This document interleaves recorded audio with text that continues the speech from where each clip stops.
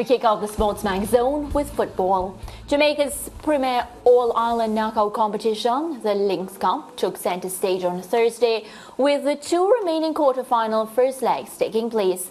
Let's see the full slate of first leg's results. So we had Tivoli Gardens overcoming Dunbeholden 2-0. Portmore United, a win for them, 2-1 against Malines United. A 1-1 draw between Cavalier and Mount Pleasant. Same result, a 1-1 draw between Harbourview and Chapelton FC.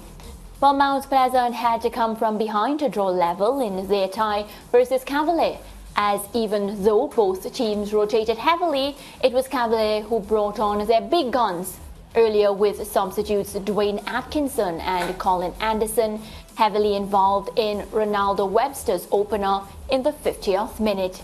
Parity would be restored, however, in the 73rd minute, as Atta Faroy by Grave was in the right place at the right time to bundle home the equalizer for Mount Pleasant. Well, our in-house football analyst joins us, Leger. I guess our producer didn't want me to tell our viewers your name today, but you're no stranger to the SportsMax Zone. So another big game for Cavalier and another game where they could not get the job done. Cause for concern. Might be, especially going into the playoffs where they'll be faced with these propositions where they'll be playing these teams in one-half games, two-legged affairs. I think it's really important for their psyche for them to start getting these wins, because against these big teams, against Mount Pleasant, I think each time they've played Mount Pleasant this season, they've been the better team and they have been able to get the win. Same thing against Harbourview as well, same thing against Arnett. So it's going to be really important for them. They're a really young team. Just for them to get the confidence to really push forward in the playoffs, I think they need to get a big win, especially in the second leg next week. Yeah, and I was looking at the statistics from the match, and of course for Cavalier, they had 14 shots and only 3 on target. Is that a worrying statistic? Should they be very concerned? I think they could be. They could be very concerned, because if you're creating chances, you should want your top players to be taking those. But it could just be a half day at the office as well.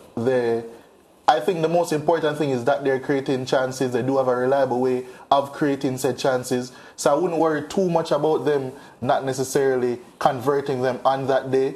But it's just really, just as I mentioned, they just have to get that win. They have to beat Mount Pleasant one of these times to just show the other teams in and around, the big guns, one might say, that, hey, we're here, we're very serious, and we're coming for both the Lynk Cup and the Premier League as well.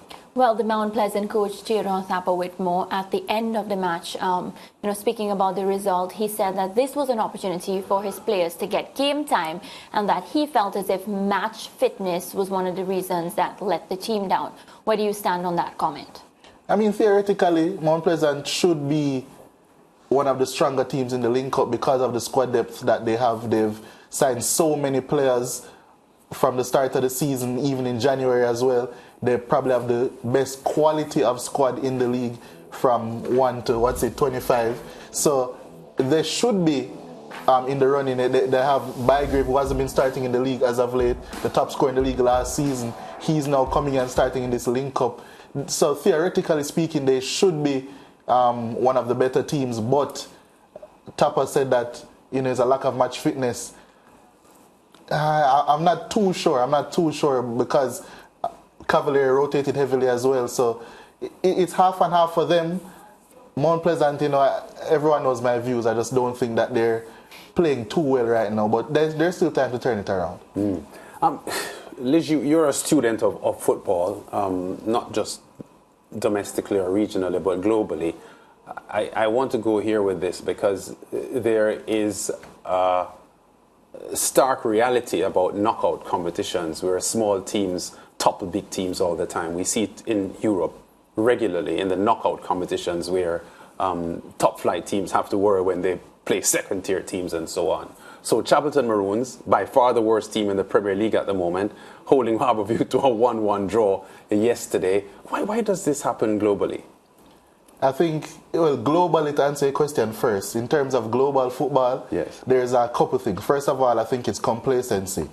So when teams come up against a team that they know that they're better than, they're not going to then put out the same effort and energy that you would take to beat a team that they know is close to their level. Yes. So that's the first issue.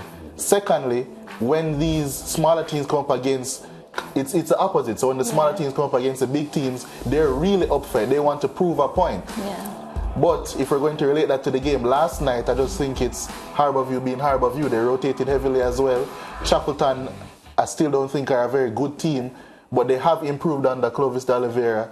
I just think if it was Harborview's best 11 out there and playing the Chapelton team, which might be the case next week, it would really be a no contest. I don't think there's any cause for concern in terms of Harborview. I think they'll get through this tie really comfortably. Yeah, I heard Ludlow Bernard, the Harborview coach, talking post-match, and he was suggesting that he was reasonably satisfied with some of the players who don't normally get playing time in the Premier League, but who were given an opportunity on Thursday night to play. That he mentioned a couple of names, including the goal scorer Sean Daly, that he was happy with some of them and how they took the opportunity, having gotten playing time.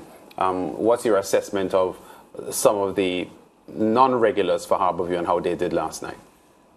With Coach Ludlow Bernard, he's a coach that likes to give his players time. He likes to give them time to warm up, get them into the setup. He'll always give his players chances. And he did that last night. I don't think many of them took it with both hands. Even Sean Daly, I don't see him getting into the team right away because he's still going to have competition from another Daly. Krista J, who can play on the right, can play in behind the striker, similar positions. Timar Lewis, who has been the starter on either flank for them all this season. So I think it's going to be difficult for some of those players to get into the team permanently, especially now in the season where it's getting down to crunch time. They're in the quarterfinals of the Lynk Cup, second leg next week. Then after that, it's semifinals, and as soon as they look, we're in the playoffs. So Harborview have a lot of things to get right, and I'm sure he'll want his best players on the field. And I'm almost sure Ludlow Bernard knows exactly who his best players are for certain situations. Yeah, you know that I have a lot of time for Krista J. Daly because of an injury issue. He hasn't been playing 90 minutes in the Premier League, but he got 90 last night, didn't he? Yeah. How well do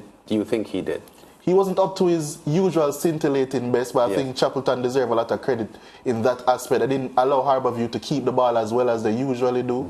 But Krista J. Daly is someone of supreme talent, really good dribbler, really good final ball as well. That's something that's generally lacking in the Jamaican game. So for anyone to have a really good final ball, I think that's really impressive. He's also a very decisive player when it comes down to whether or not he's going to pass, shoot. As you said, you could talk about him all day. I probably could as well. Very talented player. And I think if Harborview are going to have any success in either competition, whether it be the Lynx Cup or the Premier League, he's going to be integral to that. Okay, so the quarterfinals will close off with the second leg matches. I know Tivoli are going with a 2-0 lead next week. How confident are you that they can hold on to that advantage, and the other ties, how they will go? Well, as a prediction man myself, I would say Tivoli, I think they're going to hold on. They will? Yeah, I think that they have another goal in them. I think Dumbo Holding might beat them in the tie. Yeah, but not by 3 clear goals. Yeah, I think so. I think Tivoli will hold on against Dumbo Holding. Yeah. Portmore, I think they'll beat Molynes. I want to say that Cavalier should beat Mount Pleasant, but I'm not sure because they just don't. As consider one going to even extra time and penalties. Yeah. And I think Harborview will probably comfortably beat Chapelton. So those are my predictions for next week. I can't disagree with these predictions. Yeah, I they look pretty safe. Yeah, safe. All right. End of this segment. Does Liz leave us, or is he still talking football after? I think he's spending a lot of time with us these days. That's staying right. again. I figured so. Back with more on the SportsMax Zone after this.